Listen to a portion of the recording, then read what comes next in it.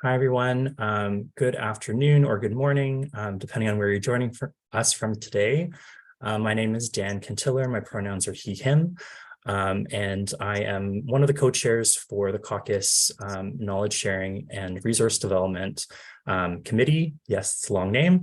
I also work at Toronto Metropolitan University in the Dean's Office of our Office of the, let's try that again, in the Dean's Office for the Business Faculty.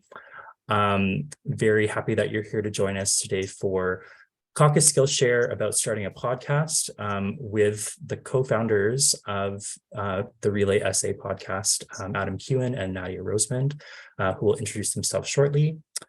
Before we get started, I'd like to share a land acknowledgement.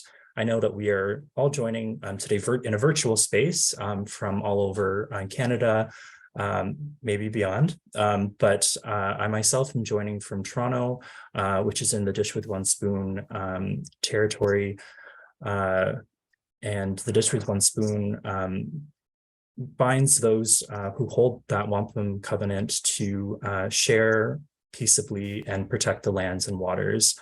And Toronto's home to many Indigenous nations, including the Haudenosaunee, the Mississaugas, and the Wendat.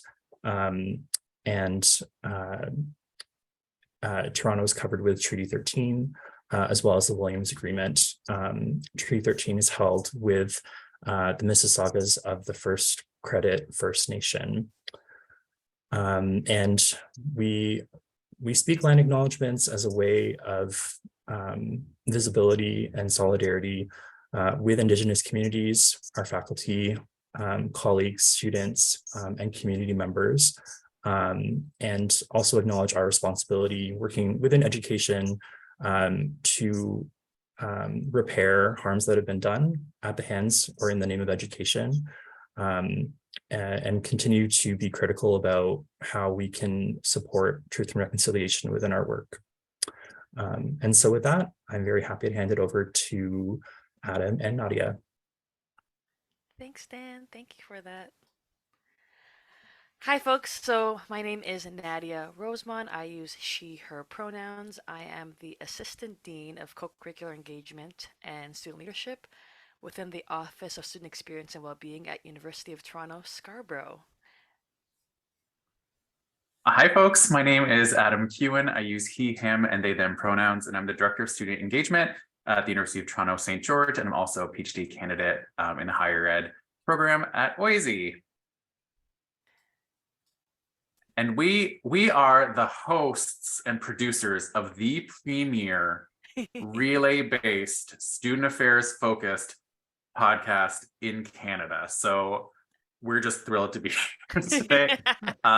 No, that's when we're joking amongst ourselves that because we're like one of the only, I think, student affairs podcasts in Canada. And then we always joke that the relay thing kind of sets us apart. But we wanted to start, never heard of it. Thanks, Dion. You know, you can let yourself out. Just kidding. So the caveat that we wanted to share as we're getting into this is that this is a hobby podcast that we do for fun off the side of our desk, out of our own interest. We're not professionals, so the things that we're going to share today are just from like our experience getting this thing off the ground and kind of producing the episodes as we go. But really, if you're looking for like more specific technical advice, then we would probably recognize that need and refer you to a context expert on that. And I also know there's some folks on this call today who I know have a lot of expertise in this as well. So we might call on you as we move through this conversation. So one of our first questions was like, what brought you here today? So what aspects of the podcast creation process are you most curious about? If you want to just drop that in the chat, it can be like, oh, I'm just curious. It might be for personal reasons, like everyone, I feel like in that Andy Warhol said that everyone's going to have their 15 minutes of fame. I think we can say like everyone's going to have a podcast at some point. So maybe you have your own your own interest, or maybe you're here because you are producing one for programming. Like maybe you have some students that you're working with and you're generating one. We have one at our multi-faith center. So maybe you're thinking about that. Maybe you're interested about just like the technical aspects or just the production piece, whatever it is. And we're curious so that we can edge the conversation towards your interests and your questions today. All So of the above. all of the above. Great. We got you covered, Jessica. Okay, I'll monitor the chat, but yeah, if you want to drop it in the chat, don't be shy to unmic and ask your questions out loud later on in the presentation. So what we hope to go over with you today will be the creation and how it all started, how we produce each episode, and the structure behind the episode, which helps us provide like a guideline of what to work on throughout. Things to consider that we learned throughout our process and our journey, some reflections and advice that we have for you, and then hopefully like an open discussion, Q&A to hear from you folks and cover things that we may have missed, or hopefully direct you to things, or people will share with us things that they have learned and know about how to create a podcast. So our creation process, I want to do a shout out. Adam's so kind to always say we are the founders, but this idea was really his brainchild. And then I was able to join in, I think, for season 2 or 3, and it's been an amazing experience. But the concept that Adam thought of was a relay that he would be meeting with student affairs professionals across Canada. And at the end of each interview, they would recommend someone else for him to kind of continue the conversation, and it would create like a relay race, not even a race, but like a pace across, from C to C to C. And that's what makes it kind of unique in terms of folks kind of referring us to people that we don't know or we wouldn't think of.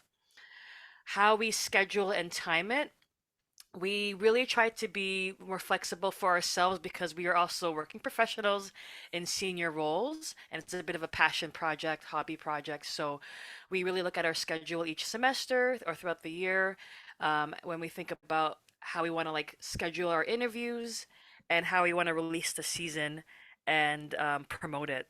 So it's not as intense as other podcasts where we are forcing ourselves to have new content every week. Something to consider. We're trying to be realistic in terms of like managing our work life with this project, but for those folks that really want to make podcasting like their next big thing, yeah, you may want to consider how frequently you want to make sure you're delivering new content for your audience. How we do our seasons, we generally record and edit. Our goal is about 6 interviews, 6 episodes, and then we release them chunks at a time, kind of like the TV shows these days. We create our season and then release it like steadily throughout a couple of weeks, and then people are like, "Yay!" So that's how we kind of break down the goody part of it. Anything else you want to add, Adam, about this one? Maybe only for the timing and scheduling, like just to emphasize, like we were really deliberate about just doing this on the side of our desks, and like we originally were like, should we have like weekly episodes and do like 52 a year, and we're like, what the heck are we doing here? And then we really just wanted to center kind of our well-being in it as well. But I think if you're interested in like making a go of it, and especially if you're thinking about like sponsors or anything like that, I think you would probably need to commit to a regular kind of scheduled release and just thinking around what that looks like if you're gonna have like regular content. And you can see if you look at our like when we publish stuff, it really is all over. Like it's like when it's ready and it's out there. So we're not really we didn't want to be pressured on that front. And I guess we're also mindful of our audience and who we're interviewing. They're in the thick of it too. Like we're all in the same field and industry.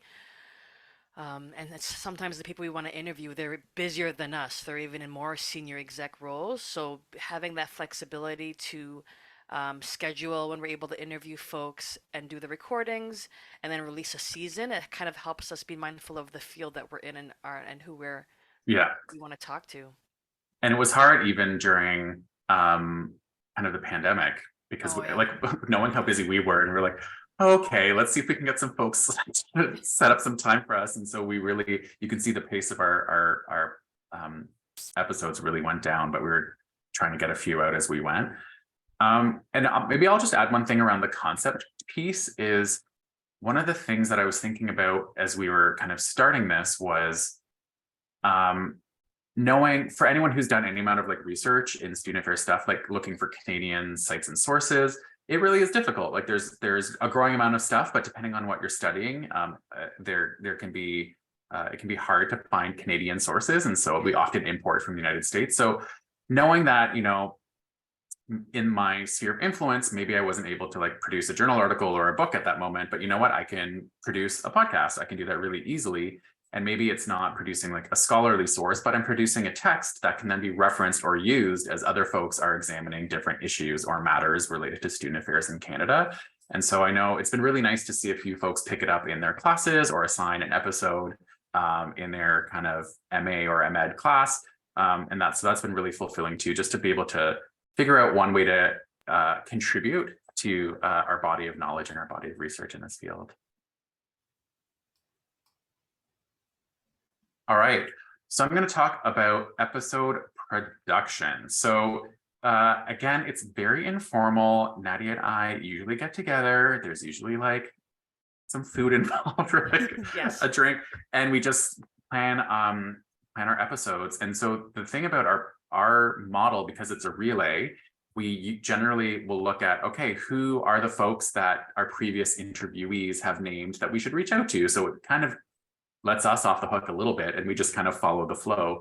But we also know that with a relay model, because any field or any discipline or any kind of community can be a bit cliquey, we also know that if people are only passing the relay to people they know, then it's also possible that we're going to kind of create this in-group. And so we also are always looking at how can we start a new relay, and maybe we're reaching out to folks at institutions outside of metropolitan areas, or people who work in different functional areas, or people who are at different levels of their career, really trying to think broadly about who are we inviting to participate in the relay, because we wanted to make sure that it was, a diverse set of folks who are participating in the podcast. So we generally meet, we talk, we brainstorm who's going to reach out to who. We literally have a spreadsheet, and then we assign names, and then we kind of have set emails. Like we have a template that we kind of use, that we reach out to folks, that we personalize, obviously, but it's kind of like, here's what we're asking you to do.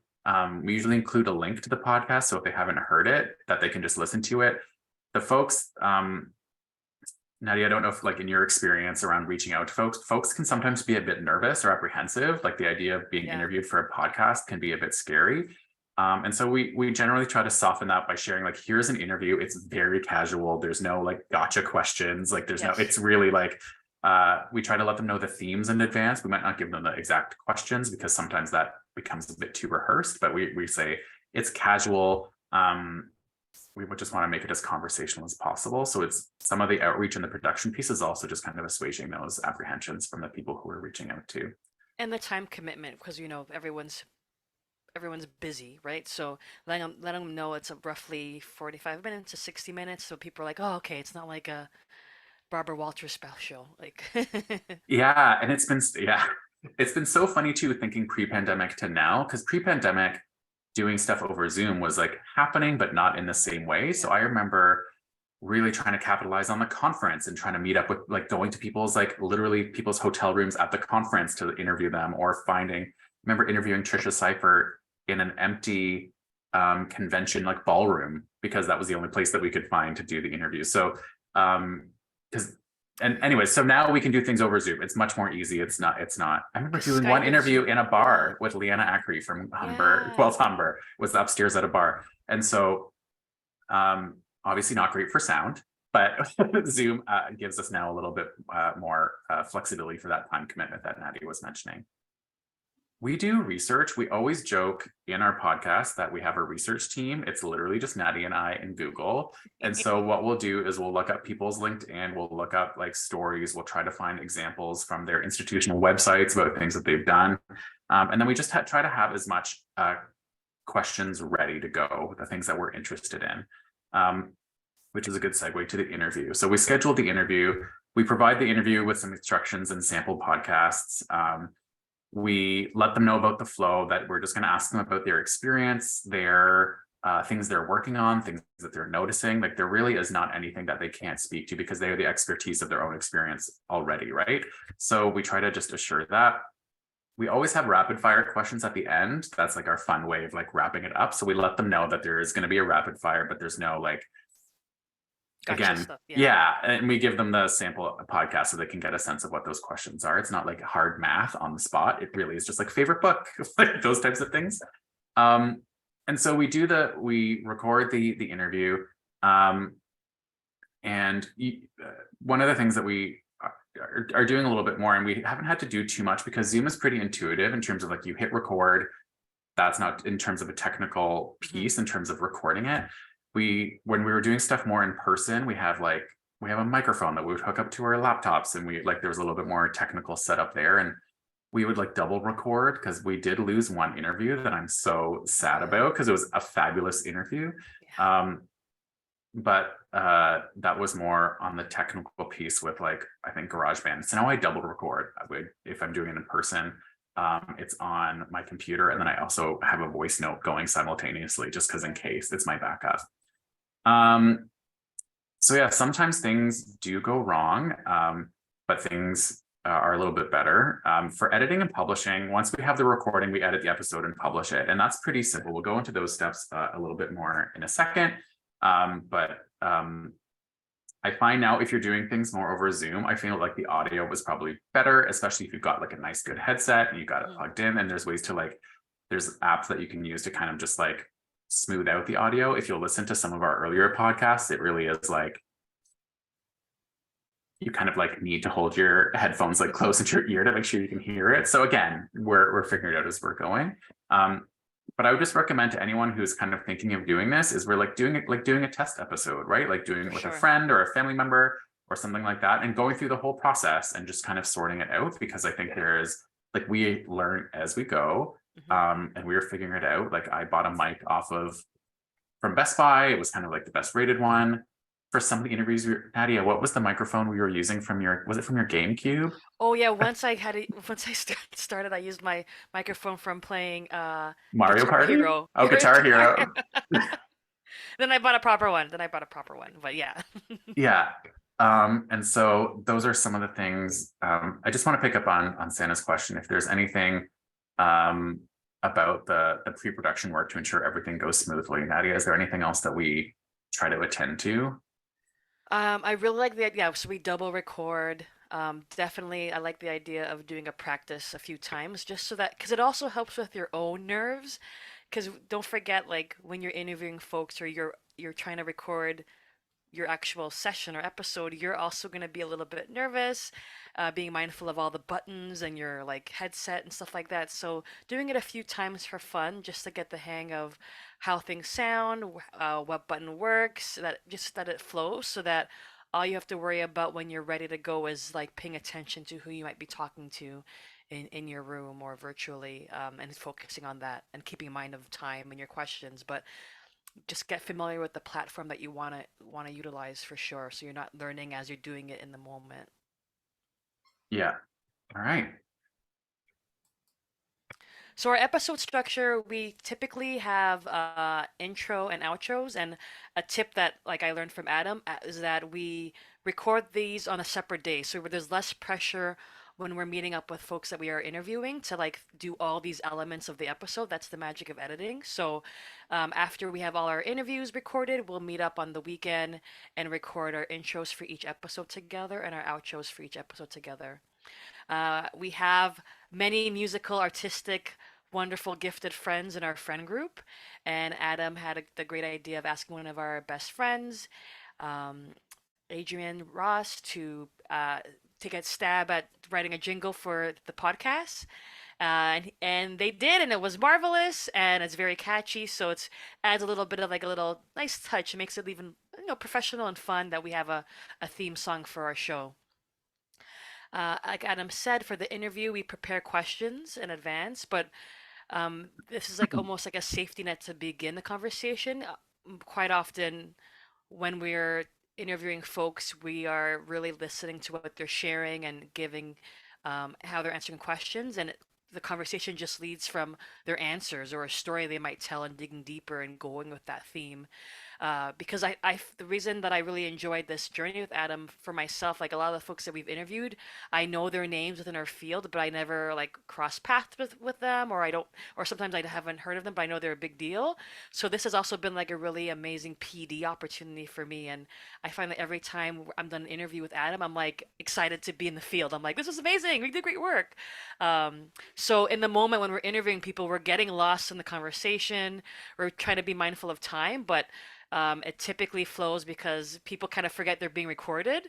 And then we try to bookend it with the rapid fire for fun and keeping it light and learning about what people are reading, what they're watching on TV, just fun questions, either or type stuff. Another tip that I like for when we interview folks, typically we start we start record while we're like still just warming up, and we just do a brief banter of like how the interview will flow and talking to them, joking around. Then we'll start the interview, and people forget that they're being interviewed. It's not like, okay, we're starting record, and then because sometimes people are like, okay, I'm being recorded now, so we kind of pre-record in the background and then tell them, okay, we've already started, and they're like, really? And it's like, yeah, let's keep going, let's keep talking, and then people are usually like lose themselves in the conversation and kind of their jitters kind of subside. So try to think of ways that you're not like, and now you're on, because see, people might get a little bit stage fright. And then in our outros, we typically share one or two notes about the highlight of the interview. And we always try to plug the individual social media handles, encouraging folks to follow them, add them on LinkedIn, connect with them. Our own handles, if people want to like tag us into the conversation and shout us out if they heard something good.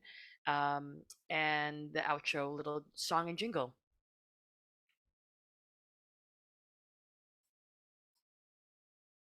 Awesome. So again, not we don't have deep expertise in these areas. We have functional abilities that we've figured out to produce the podcast, but some of the things that just to share is recording. So we generally record onto our computers, whether it's a GarageBand or a voice note, and then we are able to kind of take that file and you can just record directly onto Zoom and export that file onto your editing software if that's what you're using. For editing, I generally do the editing, and that's normally through GarageBand. As you saw in our episode structure, it's very simple. Like it's like maybe intro, like some music, fade out into the interview, fade up into the outro, and then wrap up. Like it's really just like exactly what you saw in the episode structure. If you're doing something a little bit more complex, where if you're having like, I don't know, I'm trying to think, what are those like really awesome, like the Moth or something like that, where there's like different editings or different things, like different components, then that might be more complex, right? So you might just have to think about your own capacity if you're thinking about the editing to do. And GarageBand is fairly intuitive. There's also ones like Audacity and Audition that I think other folks have recommended and are using, and I think that can be really handy too. And there's lots of really great resources out there. There's lots of really great tutorials. If I ever mess something up on GarageBand, which I do all the time, there's always like a support group somewhere online or a YouTube video. And then platform, one of the things that you'll, if you're thinking of doing this, is just thinking about like where you're going to host it. And so for us, we hosted on SoundCloud. That was kind of just the first place we found. We pay an annual fee to use it. And then it allows some good things, like you can have a direct feed into iTunes or other platforms wherever people are getting their podcasts. But there's other places like Podbean or Anchor. So you could just look around. Some of them have free versions that give you kind of a certain amount. Others, you know, if you wanted to dive in a little bit more and have some more functionality, there's different stuff like metrics and metrics. Again, if you're having sponsorship, you probably are accountable to certain folks with how many listens you're getting or how many downloads. And then just thinking about like RSS feeds and just making sure that whatever platform you're using is also able to get it into the apps and the platforms that people are using to listen to podcasts, which is pretty diverse, I think. Mm-hmm. I can't stress enough, like I did a podcast for a MEd course submission, and I just utilized Google and Pinterest to find out like best microphones to use, best how-to podcasts people to follow. There's like an abundance of folks, because that's that's a big deal. That's how we kind of receive our information, and that's how we kind of receive media and content. So there's really good folks to follow on YouTube, on Pinterest, on Twitter, all those social media platforms that are have really great videos and websites on like how to like consider mic editing platforms, best practices, that sort of thing. So the information's out there, and we'll share our contact information at the end. But if you want, I could also share what I found on Pinterest and YouTube as well. So things to consider, social media presence. So we have an Instagram account that we started, I think, a couple of years ago, and we utilize that to kind of connect to the CACUSS community and tag in folks that we have interviewed so they could kind of share and promote it as well. And as we shared at the end of our episode, we share our handles. So Twitter is another mechanism that we use to kind of promote our podcasts and promote the episodes and tag people as well. I find those are like maybe the professional ones, and maybe if once we record new episodes, maybe LinkedIn might be another one that I would add as another platform to utilize for folks in our industry to be aware of. Um, I created a website for us a couple of years ago, kind of to create like a little bit of like an archive information, source of information to like not only house our episodes, but ideally kind of transcript, like provide a bit of a transcript of what people are saying. And particularly, a lot of folks share really good books, music, things that they're watching that I just wanted to capture and make note because oftentimes when you're listening to a podcast, you might be doing something else, in your room, cooking, walking. So I wanted to create a place where people could go so they could kind of find out like what was the show that Darren mentioned in his episode. Like wanted to get like another nerdy level to our podcast to provide information. What would you say for metrics, Adam? Is it on our We get it. It's like SoundCloud? it's good for us to you can see the amount of listens and the amount of downloads and all that kind of stuff. And you can also see like regions. And I'm like, who is that one listener in Mexico who's listening to RelaySA? I'm like, I wonder who they are and I want to meet them. And so it's just kind of interesting to be able to look at where in the world it's happening. Again, for us, because it's just a hobby, it's more for interest. But I think if you're doing it either as a program or for if you're accountable to like anyone who is sponsoring you, those metrics would probably be a little bit more important to keep in mind. Promotions. So like we've been pretty slow and like we haven't had a new episode in a while. Hopefully we'll pick that up maybe in the summer. But whenever we promote, we try to create like a season. Once we've got our season together, we record like a promo. So we release that so that people know that new episodes are coming. And then trying it into our social media, etc. And we did a live episode. I thought that was really fun. We did it at the CACUSS conference. And so like, again, trying to push ourselves to do something that's a little bit more engaging. And I was so surprised how many people showed up for that. It was really That was fun. so good. And we had limited edition RelaySA mugs. Oh So yeah. it had like a little element of like a good morning, good morning show feel. It was really great. We gave it out to our Oh my fans. gosh, I forgot about that. And then consent.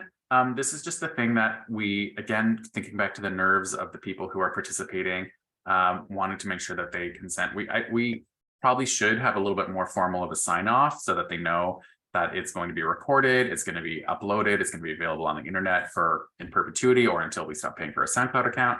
And in our some reflections on our next page, we'll get to that, but just thinking about making sure that the individuals have consent.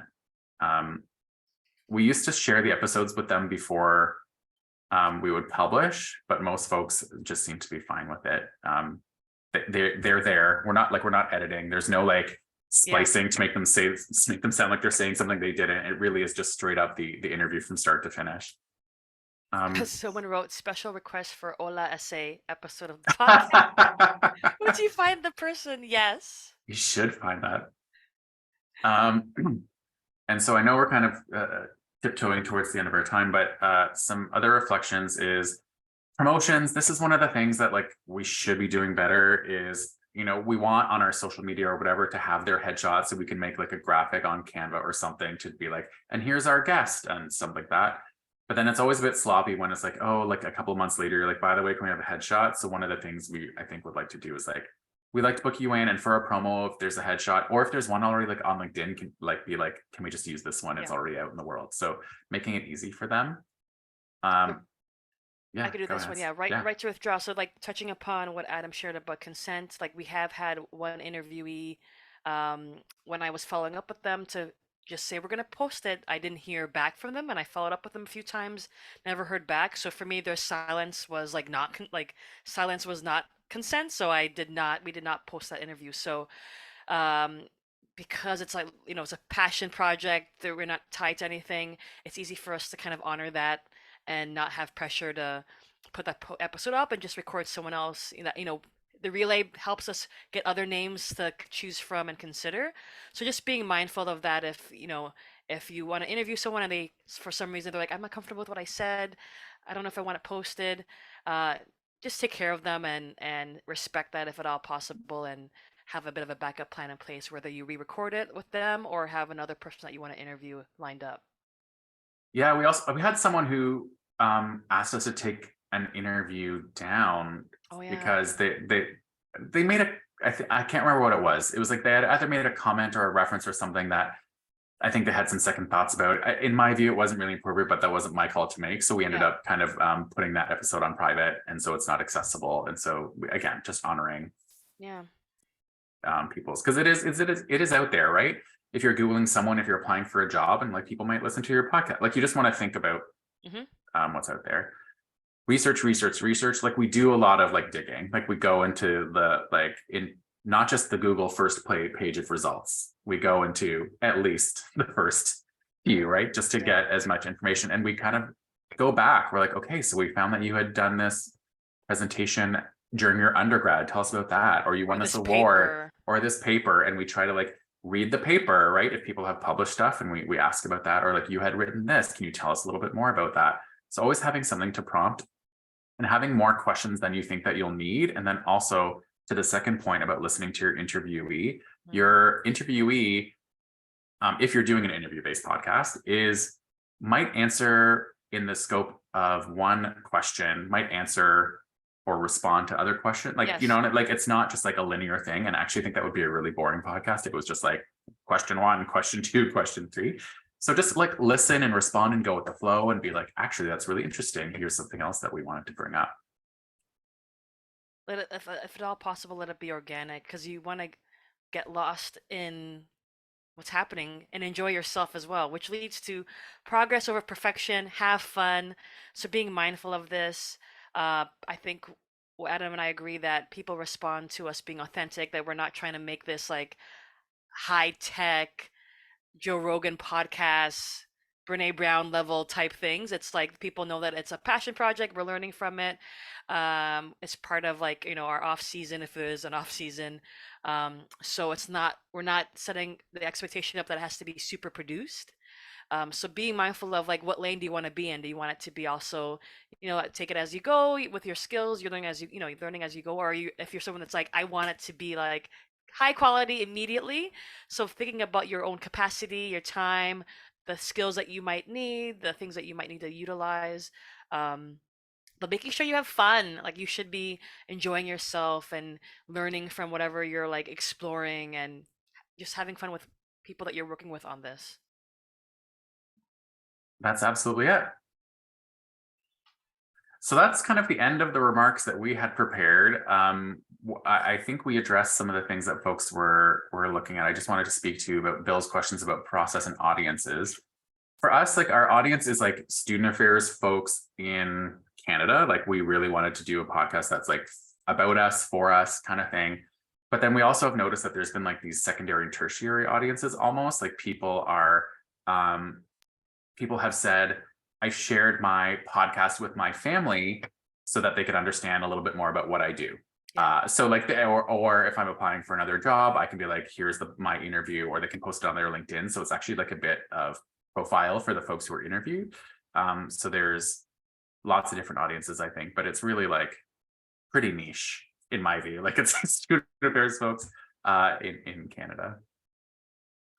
And we have had a shout out from some folks in America too. I remember, I think last year we were part of this podcast panel as well. Yeah, that was really cool. And so just thinking about again, where are some of those connections? That was fun. I forgot about that. We did a podcast interview about podcasts. Yeah. Was that for Student Affairs Now? Yes. Yeah, which is a really great podcast. I'll say like any questions in the chat or any thoughts, feelings. We have lots of folks with expertise on the call too. So if you have things that like maybe you've observed in your process.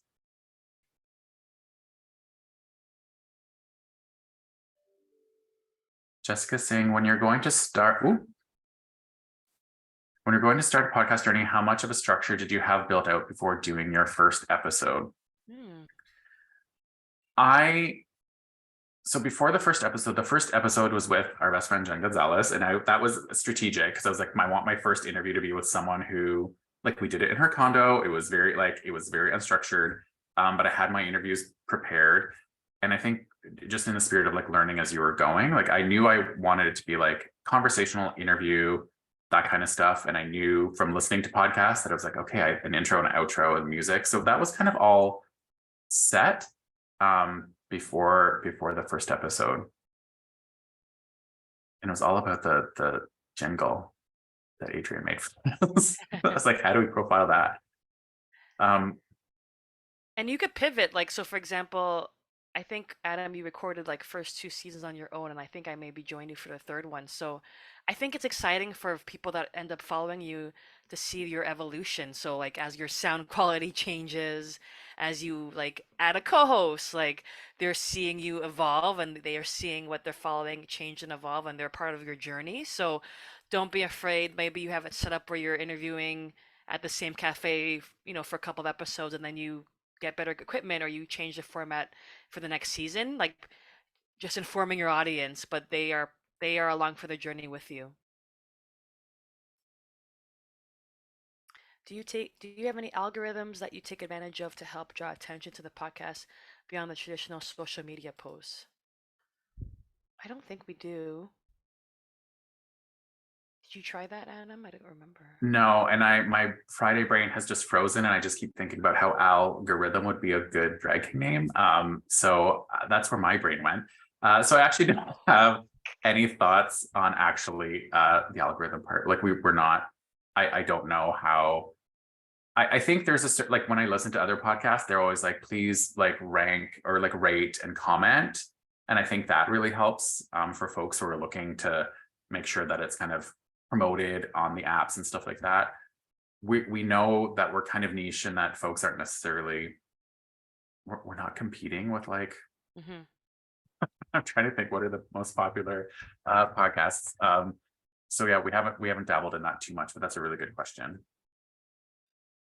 Jacqueline, I have a friend that does another podcast, not student affairs related, but like career related, what people thought they were going to be when they grew up and what they actually ended up becoming. And I believe he's really strategic about the hashtag he uses. When Adam was talking about SoundCloud, like he's aware of like where the podcast is able to be heard on other platforms, and I think he kind of makes sure it's like available in popular platforms like in other countries. So like, what do they use to listen to podcasts in Brazil or Spain, so to speak, or India? Like, I think he has a high listener population in India, because SoundCloud or whatever platform he uses to host the podcast is available on those other ways to listen in other countries. And I think utilizing your social media. So his social media for his podcast is rarely structured in terms of like new content, posts, entering contests or providing contests, that sort of thing. And maybe just a thought, if you're doing this with students, like if you're doing any podcast programming, there's probably some additional steps that you would put in terms of like, I know for us, like we have one out of our multi-faith center called the Subaltern Speaks, and it's really great. But because we're talking about like faith and culture and history and politics, there's some stuff that you're like, maybe we would want to be ahead of the game if there's anything kind of provocative said on the podcast. So when we publish it, we just know that it's about to happen, right? So you want to make sure that there's some staff person who's giving it a listen before you hit publish, and just making sure that and then also making sure that there's like training and support for the students who are running that, and some clear expectations, I think, especially around, if they're going out and doing interviews with student, staff, faculty, you just want to make sure that that's done in a careful way. Is anyone here thinking about launching their own podcast? Yeah, If and you're feeling yeah, shy, you can reach out to us, but we're very excited yeah, if you do. and if your premise is on a secret, let us know what your premise might be. Noah, tell us everything. Drop it in the chat. What's your podcast? Oh, and Noah has such a beautiful voice. I feel like everyone should listen to whatever podcast Noah's making. I mean, I think you're overselling it now, Adam. Ooh, it is a good voice. Right? What's the podcast, Noah? So I'm just trying to grab the link. There we go. It is the Career Planning and Development Podcast, which is basically just a way of me being able to create something that students in my career management class can listen to when they missed a class. Because I realized that last year I lectured way too much. So this year I'm taking all those long lectures and turning them into much more interesting podcasts. And so in class, we get to spend a lot more time on the workshopping and the that kind of stuff, and less time on them listening to me talk about topics that I think are super interesting, but they may not. Smart. Yeah. I would say, like, pedagogically, I think that's a really smart move. Like, my husband's a prof at TMU, and during the pandemic, he converted his lectures into podcasts. And the feedback from the students were like, oh, I can listen to this when I'm doing like my walk, or if I'm doing my mental health walk outside. You remember when we were all just trying to get outside at some point during the pandemic? And so again, being that responsive where people can do these asynchronous things, they can listen to it like if they're doing their groceries or on a commute, like all those things are really, really handy. Thanks for sharing that, Noah. Yeah, Not a I'm problem. really interested in doing that because I work at a commuter campus, so I'm really interested in taking workshops into a podcast so students can listen on their commute. Yeah. Or like a flipped thing, right? Where it's listen on as you're commuting into the workshop, and then in the workshop we can delve deeper, like more of a flipped thing. And so Jackie's just talking about podcast type interviews on YouTube. If they went to a podcast, would be a good post from YouTube, I think, for people who prefer to get content that way. So I think that's smart. And I think from what I know about like content creators, it really is about like making the most of, you've got your one thing, but can you parse it out into smaller bits for social, or can you kind of replicate it as a podcast if people want it in an audio format? I know some podcasts that have it as like a bonus, like if you pay a certain amount, then you can get the video of it because I listen to podcasts about Drag Race, so then you can see them in their outfits and all that kind of stuff. So I think there's different ways to keep that engagement if you're having different levels, especially if people are paying for it. And that's something to consider. Jacqueline, I was a part of another podcast last year where we recorded it and it was on YouTube, and then from that audio file we were able to post as a podcast. So yeah, message me, like email me for sure, and I'll try to see what platform we used for that to share with you. So maybe just as we're wrapping up, we'll just like, our contact information is there. We're happy to chat. Like for a few seasons, we were really trying to hype up this idea of like, if anyone wanted to create a podcast, like we would love to be a champion of anyone who wants to enter the space. If you even want to be an interview on RelaySA, we'd love to have you. Like we're all like, it's a big, lovely community, and we want to connect the dots as much as possible. Thanks for coming to this. Yeah. I have just maybe two quick questions maybe before we wrap, unless there's other questions as well. But first of all, thank you. Amazing. Also, both of your voices are super soothing. So I'm just like, oh, this is so lovely. Thank you so much, Dan. Yeah. Well, thank you. Anyways, but oh no, I forgot my question. No, I'm kidding. No, but as because you were talking about, thinking about future speakers or episodes, I guess, like, are there certain topics that you're hoping to explore, like whenever the next round of kind of planning or researching episodes, like, are there things that you're hoping to explore soon or in the future, or maybe things that you feel haven't yet been maybe like explored in your previous episodes, or that you want to have a second look at? Sorry, that was like No, that was great. Huge question. I want to check in on folks post-pandemic so bad. I want to know like the working from home, hybrid, like all those things. I would love to talk with professionals across our industry and field in Canada about like what now? Like what do they think is like, yeah. Oh wow. Yeah. Yeah, we've done some like semi-themed or try to have themed seasons. There was one season where we tried to have all like faculty, like people who have faculty postings. But I'm really curious about exploring some of the experiences of graduate students, like master's and PhD students who are doing, again, this whole thing about they're doing really great research and then it's kind of very ephemeral, right? It gets submitted and graded and then it kind of doesn't go anywhere. So how do we mobilize that really cool, those insights?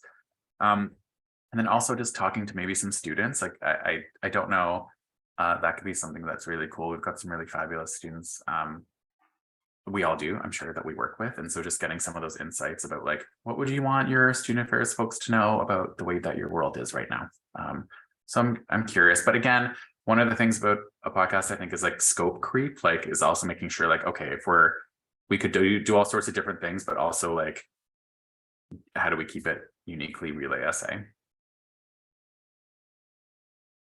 I guess thanks for that. I think my second kind of question was because my mind was starting to kind of go in all directions, like when you're answering the questions and sort of use of podcasts. But I'm curious if either of you or anyone else on the call has like heard of anyone, kind of creating podcasts for the purpose of training, in the sense of either student staff training or like, team training. Maybe it's a way to kind of animate some boilerplate things to have like, here's a base or explanation. And then like we can discuss or like kind of apply. And I don't know, or I'm not sure if this medium would be great for that or not. I don't know. Thoughts? I haven't come across that, but I like that idea a lot. I haven't created one for training, but I've seen people embed other podcasts into their like LMS that they're using for staff training. So I think it would be very reasonable to take like, whether it's just like a small teach piece or anything that's information like that boilerplate stuff that you're mentioning, Dan, that, here's maybe an interesting way that we could do it. And then especially if you're doing stuff that's more through like a learning management system or some other platform where you can just embed it there, you can make sure everyone's listened to it, have some engagement with it after. I think that could be really an interesting idea. Yeah, because I think like even like another way, maybe it's a way to kind of repurpose a traditional poster session, or you might not have the visuals, but might be able to kind of speak about it. It's sort of like how people like, how do I discuss my research in layman's terms, right? And just have it be more conversational. It's like, here's what I did, here's like sort of what I found. I thought this was interesting. This might be a stumbling block, and like, does anyone have thoughts? Like, kind of thing. That could be interesting. Lots of different formats, like lightning talks or whatever, but maybe it's purely like, and maybe an opportunity for folks who are doing, recent grad research or something as a new kind of way of kind of sharing out, right? And maybe to a different kind of audience too. But anyways, my mind's just kind of, it's rolling. So yeah. But yeah, I want to thank you both for your presentation, like your Skillshare presentation, all the work that you're doing, and really answering all the questions too. I'm not sure if there's any final questions from folks, but if not, like, again, thank you so much. So wonderful having you. And whether you're here today or potentially listening or watching, I guess watching, if you're watching this recording afterwards, we hope that you found this helpful. And please feel free to be in touch with Adam, Nadia, if you have further questions. I'm sure I'm just volunteering you for further engagement. But yeah, like potentially that wasn't covered today, or that you'd like to connect with them offline. So wishing everyone a happy St. Paddy's and happy weekend soon. Thank you. Thanks, folks. Have a great day. Thanks for coming. Take care.